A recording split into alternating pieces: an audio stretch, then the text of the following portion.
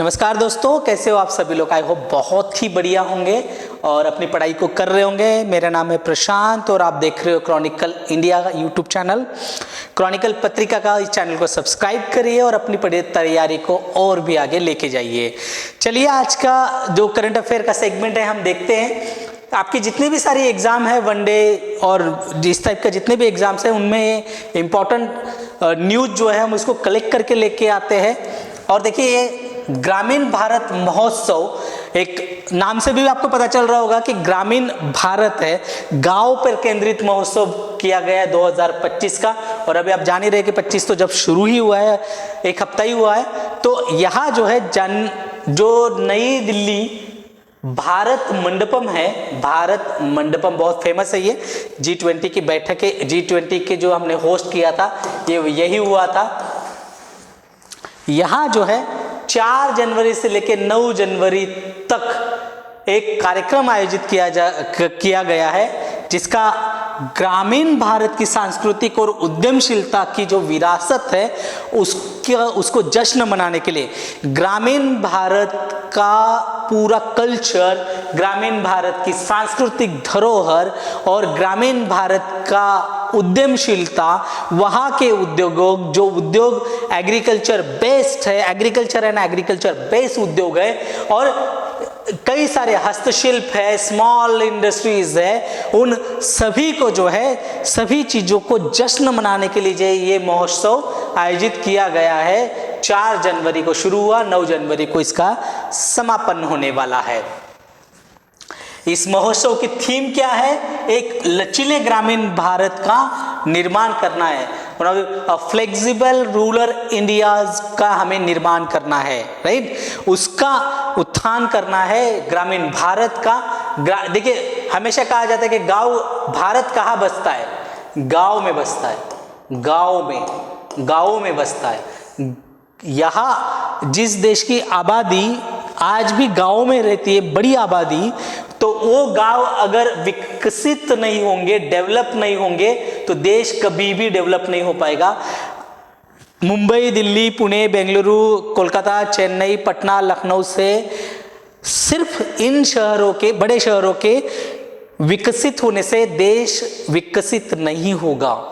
सिर्फ जब गांव, क्योंकि मैक्सिमम आबादी यहां रहती है आपकी, अब जब ये मुख्य धारा में आएंगे तो अपने आप देश जो है बड़ा बन जाएगा।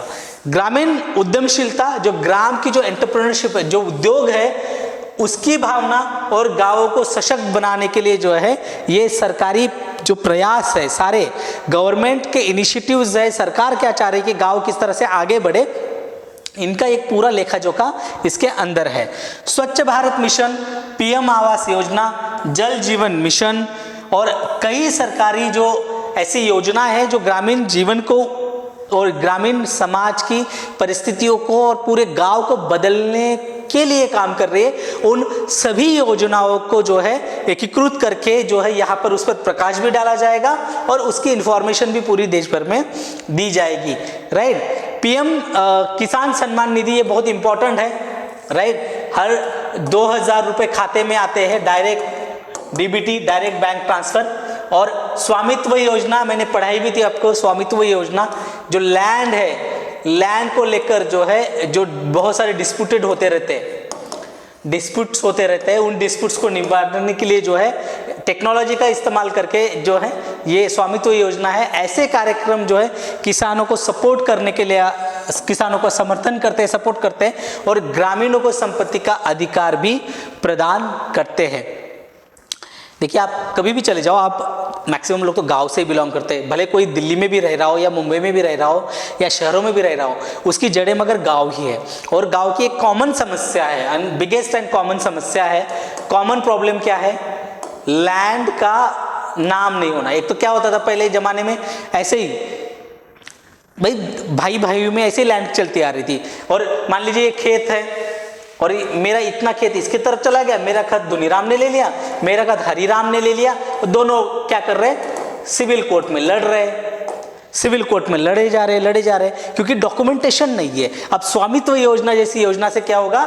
डॉक्यूमेंटेशन होता है। और डॉक्यूमेंटेशन कैसा होगा? डिजिटली डॉक्यूमेंटेशन होगा, डिजिटल आप डिजिटल फुटप्रिंट्स कैसे खत्म करोगे? तो ये इसका फायदा है। कोऑपरेटिव मिनिस्ट्री, सहकारिता मंत्रालय, पैक्स कंपटीकरण और ग्रामीण विकास में जो सहकारी समितियां हैं, इनकी भूमिका को जो है ये बढ़ाते हैं और इस प्रोग्राम में इसको दिखाया गया है। बुनियादी ढांचे की अगर बात करो तो 4 लाख किलोमीटर सड़कों का निर्माण जो है ग्रामीण क्षेत्रों में हुआ है और डिजिटल कनेक्टिविटी का भी विस्तार हुआ है। ऑप्टिकल फाइबर नेटवर्क क्या किया है, इससे क्या हुआ है? इससे ऑप्टिकल फाइबर नेटवर्क से क्या हुआ है पता है आपको? हमारी जो ग्राम पंचायतें हैं, ग्राम पंचायतें जो है हमारी, राइट, ग्राम पंचायतें जो है हमारी, उनको हमने क्या किया? इंटरनेट से कनेक्ट कर दिया। इंटरनेट से हमने क्या कर दिया? कनेक्ट कर दिया है। और ये काम किसने किया है? Optical fibre network.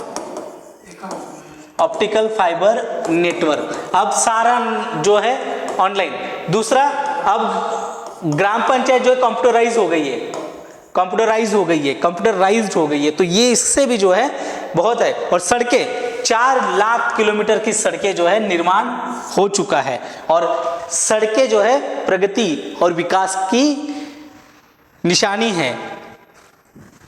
भाई अच्छी सड़कें होंगी तो अपना माल जो है वो जल्दी से ले आएगा। आप देखते हो दिल्ली के आसपास जितने भी हरियाणा और उत्तर प्रदेश, वेस्टर्न यूपी के जो गांव है, सुबह सुबह उनके खेतों की सब्जियां हमें 8 बजे दिल्ली में मिल जाती है। क्यों? Good road connectivity, right. Vishwakarma योजना है, विश्वकर्मा योजना ये जो स्किल बेस्ड योजना है, आपको यहाँ पे ट्रेनिंग दी जाएगी। जो पारंपरिक कारीगर है, जो जुलाह है, कारपेंटर है, सुनार है, लोहार है, कई सारे जितने भी जो स्किल बेस्ड वर्कर है हमारे, उनको क्या करना है?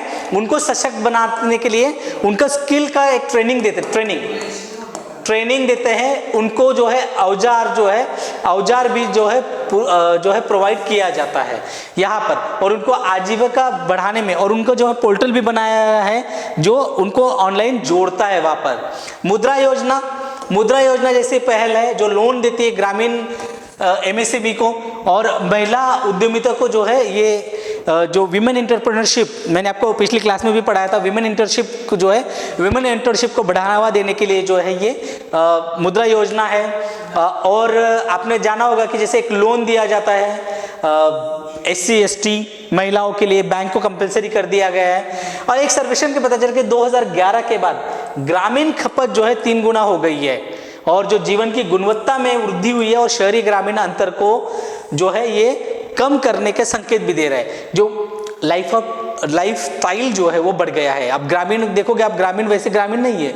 अगर आप अभी कभी जो लोग गांव में रहते हैं तो चलो उनको पता ही है, अगर शहरों के लोग अगर गाँव में जाओगे तो आप देखोगे कि वहाँ पे वो हर सुविधा है जो आपको शहरों में मिलती है, except only malls and other. But उनके पास के जो गाँव है, कस्बा टाइप के, थोड़ा जिले टाइप के, वहाँ पर जो है मॉल भी वहाँ बन गए हैं।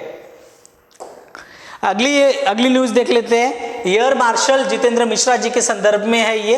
देखिए डिफेंस से संदर्भित है, डिफेंस रिलेटेड है ये, और आपके क्वेश्चंस तो सीधे सीधे डिफेंस रिलेटेड आते हैं। और ये नियुक्ति भी है, राइट, ये नियुक्ति भी है ये, तो ये भी इंपॉर्टेंट हो जाती है। 1 जनवरी 2025 को जो है, 1 जनवरी साल के पहले दिन ही एयर मार्शल, ये ऑलरेडी एयर मार्शल है, जितेंद्र मिश्रा जी ने जो है भारतीय वायुसेना के पश्चिमी वायु कमांड के प्रमुख के रूप में जो है कार्यभार संभाला है। पश्चिमी, ये जो है दिसंबर 1986 में लड़ाकू पायलट के रूप में इन्होंने भारतीय वायुसेना में ये शामिल हुए थे, और इनको 38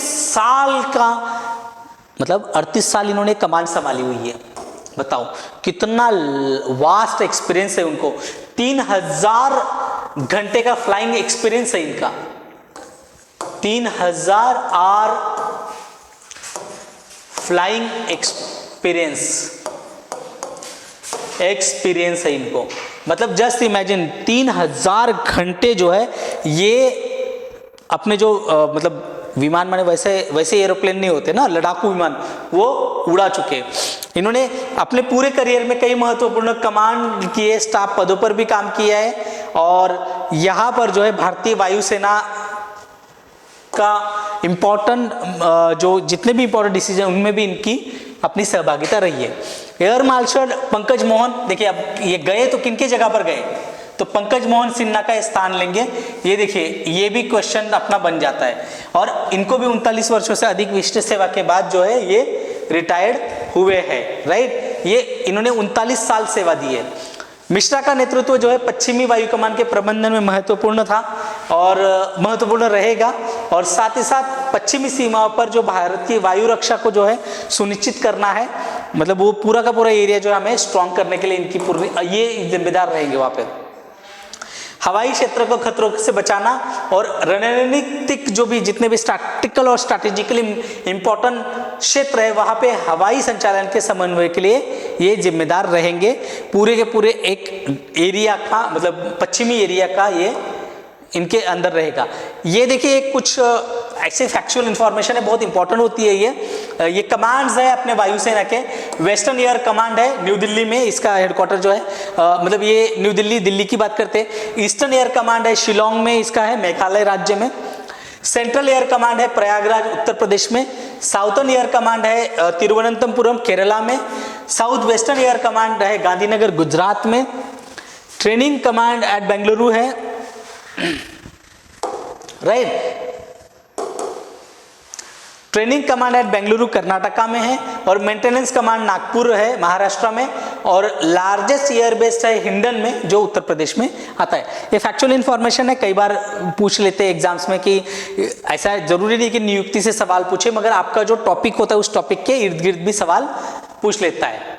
चलिए अगली न्यूज देखते हैं। द प्रेसिडेंशियल ऑफ फ्रीडम, ये मेडल है यूएस का, ये इससे रिलेटेड इंफॉर्मेशन है और यूएस प्रेसिडेंशियल मेडल है, ये संयुक्त राज्य अमेरिका का जो है ये एक सर्वोच्च नागरिक पुरस्कार है, लाइक भारत रत्न। जैसे हमारा देश का सर्वोच्च नागरिक पुरस्कार कौन सा है, भारत रत्न। और ये चर्चा में क्यों है, क्योंकि हाल ही में जो पुरस्कार जो है पुरस्कृत किए गए हैं और इसमें और एक बहुत इंपॉर्टेंट और अनोखी बात है जो मैं आपके लिए लेके आया हूँ। वैसे तो कई लोगों को दिया गया है बट मैंने सोचा कि आपके लिए जो है मैं कम से कम जो खबरें जो है वैसे लेके आऊँ। ये इसकी स्थापना 1945 में की गई थी, तब इसे मेडल ऑफ फ्रीडम कहा जाता था और अमेरिका के जो राष्ट्रपति थे हैरी ट्रूमन, उन्होंने सेकेंड वर्ल्ड वॉर के दौरान नागरिकों को ने जो देश की सेवा की है उल्लेखनीय, हमारे देश में भी ऐसे दिया जाता है कि जिन्होंने देश का नाम बढ़ाया है, सेवा की है, कला और कई सारे क्षेत्रों में, उनको भारत रत्न दिया जाता है। जैसे लाइक अभी आपने देखा होगा कि अटल बिहारी वाजपेयी को दिया गया, 5 लोगों को दिया गया था ना, तो इन्हीं सभी चीजों के लिए जो है भारत रत्न दिया जाता था। वैसे भी वहां पे भी दिया जाता है जिन्होंने मतलब पहले तो इसकी शुरुआत भाई जिन नागरिकों ने देश सेवा की है द्वितीय विश्व युद्ध दरम्यान उनके लिए शुरू की थी। जॉन एफ कैनेडी ने जो है इन पुरस्कारों का नाम बदलकर US presidential medal of freedom किया और इसका दायरा भी बढ़ा दिया। ये सिर्फ युद्ध में सेवा नहीं, और भी क्षेत्रों में, जैसे भारत रत्न हम देते हैं ना भारत में, कला के क्षेत्र में देते हैं, सामाजिक क्षेत्र में देते हैं, सभी वैज्ञानिकों को दिया है हमने, तो वैसे ही इनका दायरा इन्होंने बढ़ा दिया। स्पोर्ट्स में भी हम देते हैं। तो ये पहली बार ऐसा हुआ है, लियोनेल मेसी, जैसे हमने भारत रत्न स्पोर्ट्स में किसको दिया था, सचिन तेंदुलकर को दिया था ना, सचिन तेंदुलकर को भारत रत्न दिया था हमने, राइट। तो वैसे ही लियोनेल मेसी जो है अर्जेंटीना के फुटबॉल टीम के कप्तान है लियोनेल मेसी, इनको जो है 5 जनवरी को मिला है व्हाइट हाउस में, इनको जो है अमेरिका सर्वोच्च नागरिक पुरस्कार मिला है, US presidential medal of freedom से सम्मानित किया गया और ये पहले ऐसे फुटबॉल प्लेयर है मेल जिनको ये मिला है। इससे पहले इससे पहले एक मेगन रेपिनो है जो महिला फुटबॉल प्लेयर है, उनको ये पुरस्कार 2022 में मिल चुका है, मगर ये पहले पुरुष फुटबॉल खिलाड़ी है जिनको ये सम्मान से इनको सम्मानित किया गया है। और ये कहाँ के हैं, अर्जेंटीना के पुरुष फुटबॉल टीम के कप्तान है, अर्जेंटीना के, और ऑर्डर कहाँ से मिल रहा है, अमेरिका का, राइट। ये 1963 में जो जॉन एफ कैनेडी की हत्या के बाद जो है पहला यूएस प्रेसिडेंशियल मेडल दिया गया था। ये पुरस्कार अमेरिकी नागरिक या विदेशियों को, किसको मिल सकता है, किसी को भी मिल सकता है, एक तो वो अमेरिकी नागरिक होना चाहिए या विदेशी नागरिक को भी मिलेगा, मगर उसमें संयुक्त राज्य अमेरिका की सुरक्षा या राष्ट्रीय हितों या विश्व शांति, सांस्कृतिक या महत्वपूर्ण सार्वजनिक या निजी प्रयासों में उसका जो योगदान है उसके लिए ये पुरस्कार दिया जाता है। अब इस पुरस्कार ये कैसा है, तो एक नीले रिबन में बंधा होता है और इसमें अमेरिकी राष्ट्रपति की जो है मुहर लगाई जाती है और इसमें वो रंग भी शामिल हो जाता है। पदक के बीच में एक सफेद सितारा होता है जिसके ऊपर नीले रंग के क्षेत्र में व्यवस्थित 13 छोटे, मतलब बिल्कुल छोटे छोटे 13 सोने के सितारों का मतलब सितारे वहां लगे होते हैं और जो मेडल है, मेडल के पीछे जिसको मिला है उसका नाम होता है। राइट, आपको बताना है, देखिए आप मुझे जरूर बताइएगा कि ऐसा भारत रत्न हमने किन विदेशी नागरिकों को हमने भारत रत्न दिया है, या विदेशी ओरिजिन नागरिकों को हमने किन किन को भारत रत्न हमने दिया है, ये आप मुझे ऑफलाइन कमेंट करके जरूर बताइएगा। और ऐसे ही मतलब देखिए ये बिल्कुल लेटेस्ट न्यूज़ है सारी, जितेंद्र मार्शल जी की हो या ये लियोनेल मेस्सी वाली न्यूज़ हो, यूएस फ्रीडम मेडल बहुत चर्चा में भी रहा है इस बार, हिलेरी क्लिंटन को मिला है और भी कई लोगों को मिला है, तो ठीक है हमें उतना ज़्यादा नहीं, बट ये स्पोर्ट्स का एंगल जो है लियोनेल मेस्सी से इससे पहले भी कई बार हमारे देश की कई सारे एग्जाम्स में क्वेश्चन पूछे गए, तो आई थॉट कि ये बहुत इंपॉर्टेंट न्यूज़ है एग्जाम के रिगार्डिंग, तो मैंने इसको कवर कर लिया। तो आई होप आपको ये सारी चीज़ें बहुत अच्छे से समझ आई होगी। तो आप जो है क्रॉनिकल इंडिया यूट्यूब चैनल को सब्सक्राइब करिए, क्लासेस को अपने दोस्तों के साथ जरूर शेयर करें, उसको शेयर करना कतई ना भूलें, और आपका दिन बहुत बहुत शुभ हो। थैंक यू वेरी मच, मिलते हैं नेक्स्ट क्लास में।